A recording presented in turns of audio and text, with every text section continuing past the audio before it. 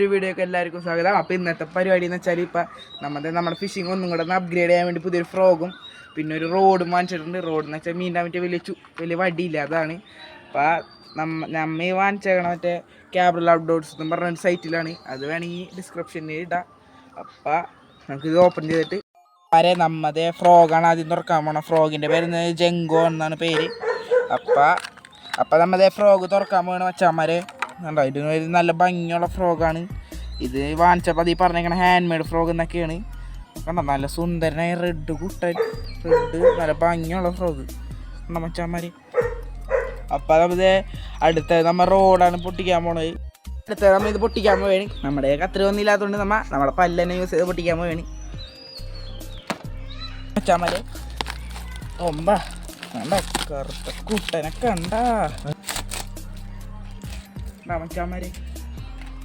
നല്ല ഭംഗിയുള്ള റോഡ് ഇങ്ങനെ ഊരെടുക്കണം.